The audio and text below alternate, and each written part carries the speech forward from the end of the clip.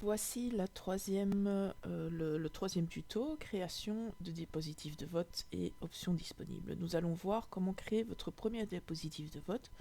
Évidemment, le système permet de créer de très nombreux types de vote. Donc, par exemple, dans le cadre d'assemblées générales, de réunions, de quiz. Donc, on peut faire vraiment toutes sortes de votes ou de formations avec ce système. Donc, je vais vous montrer comment créer la première diapositive de vote. Ensuite, il y aura des vidéos qui vous expliqueront plus en détail, par exemple, comment créer un quiz plus créatif ou comment utiliser le système dans le cadre d'assemblée générale. Donc nous aurons une série euh, de vidéos plus spécifiques. Ici c'est pour vraiment vous montrer le basique et tout ce qui est possible de faire avec le système. Donc on va commencer par créer une première diapositive de vote. Comme vous le voyez, je suis en haut à gauche dans l'onglet OMBA et je vais cliquer sur Nouveau à l'endroit où je veux ajouter une diapositive interactive. Donc ici, comme vous le voyez, j'ai cliqué, j'ai une diapositive qui s'ajoute. Je vais lui ajouter ma question. Quelle est la couleur du cheval blanc d'Henri IV? Voilà ma question. Je clique pour ajouter les réponses. Noir, blanc, baie, alezan. Vous avez la possibilité d'ajouter jusqu'à 10 réponses, puisqu'il y a 10 touches sur le boîtier.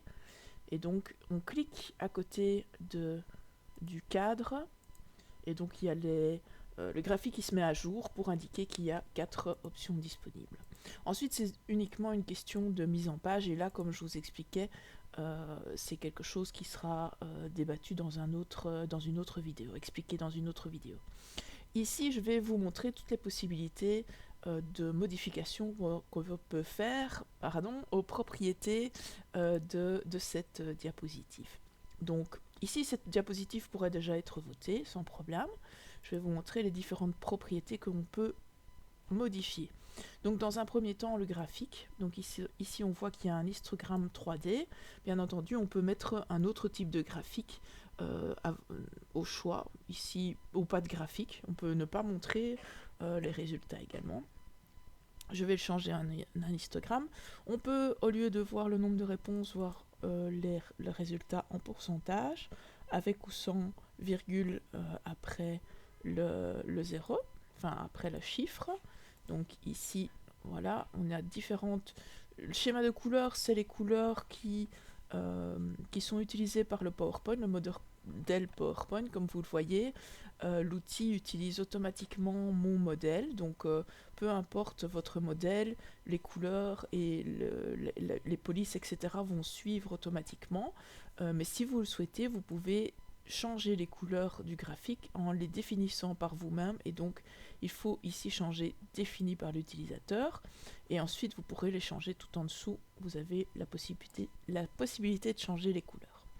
Si vous souhaitez faire des modifications graphiques, vraiment l'éditer, par exemple changer la légende, ou par exemple vous avez un fond de diapositive qui est foncé, donc au noir par exemple, et que vous voulez que ça soit écrit en blanc, donc les résultats et les puces, on va dire.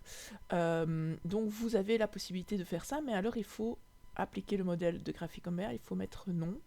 Et une fois que vous mettez non, vous pouvez changer tout ce que vous voulez au niveau, vous pouvez éditer le graphique et le modifier, et ça va rester par rapport à vos changements. Si vous laissez oui, il va revenir toujours au modèle MBA. Donc ici, style de la liste de réponses, donc ça c'est ça. Là c'est A, B, C, D, là je vais le changer en 1, 2, 3, donc c'est vous qui décidez également.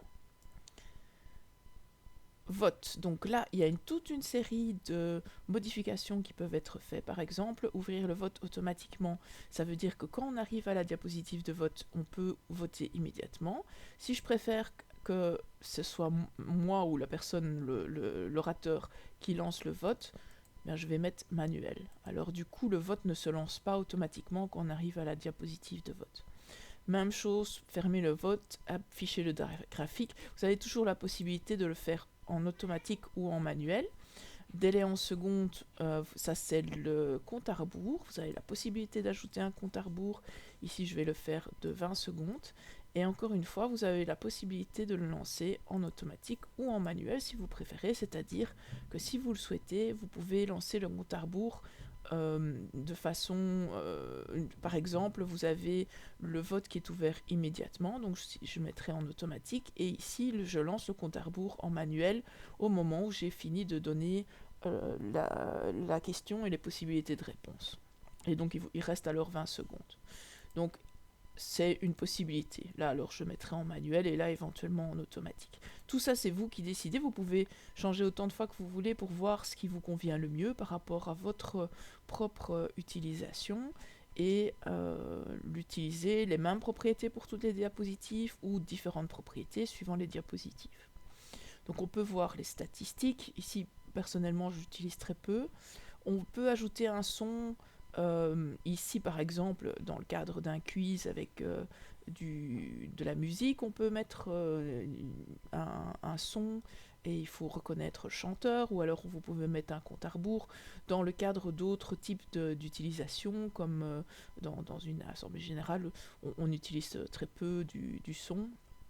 Mais c'est ici qu'il faut l'ajouter. Donc il ne faut pas ajouter de son sur la diapositive directement, ça ne va pas fonctionner.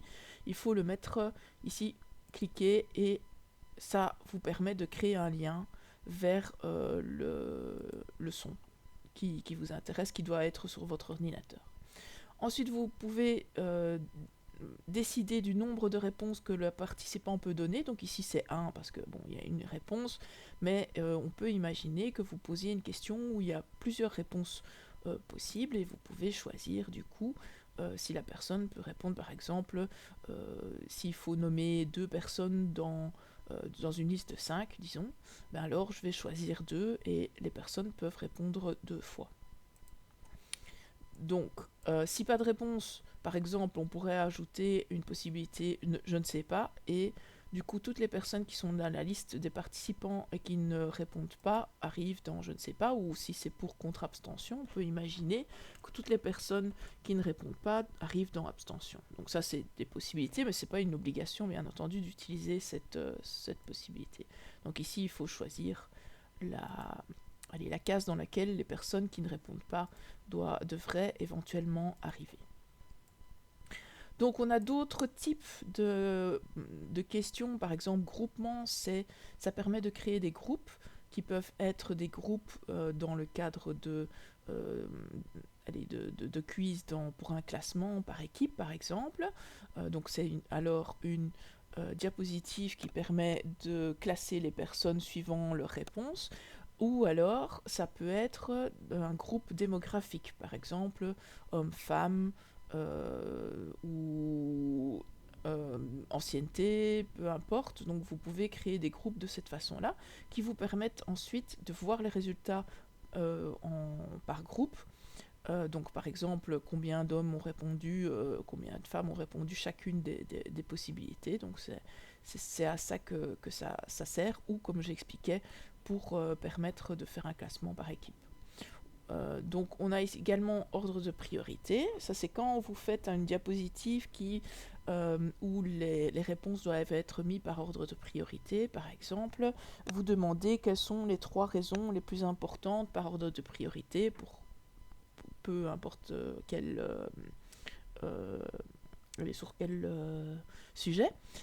Donc, et vous mettez par exemple 4 raisons possibles, 4 ou 10 raisons possibles, et les personnes ont la possibilité de répondre les 3, mais ils doivent le faire par ordre de priorité, et chaque première réponse a un poids de vote de 10, chaque deuxième réponse de 9, chaque troisième de 8, etc.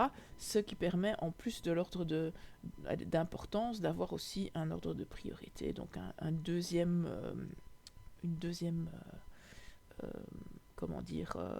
épaisseur à cette question.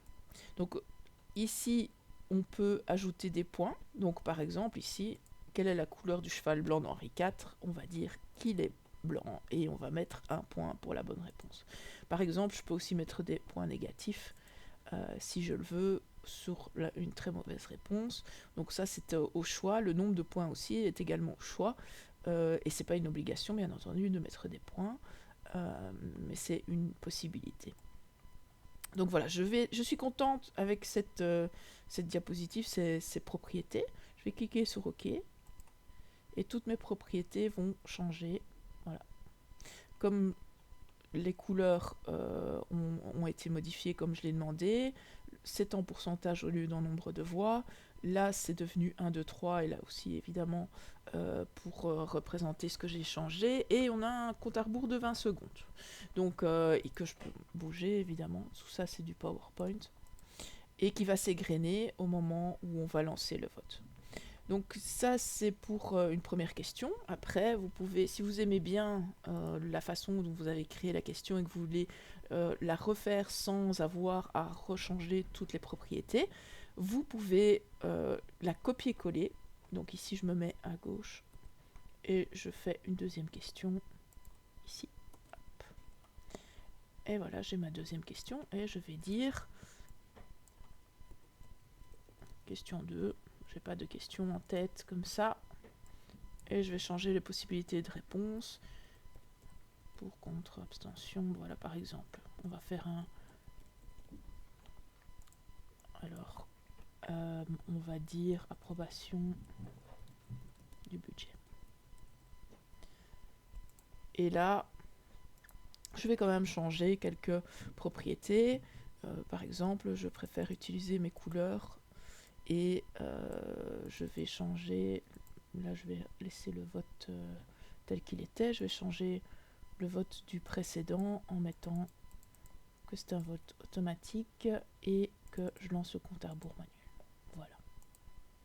Je clique pour changer les propriétés. Vous voyez, les propriétés ont été modifiées. Ici, je peux mettre aussi en nombre de réponses éventuellement. Hop, je change. Voilà. Comme vous le voyez, il y a énormément de choses qu'on peut modifier dans ces propriétés et qui vous permettent de rendre toutes vos diapositives uniques.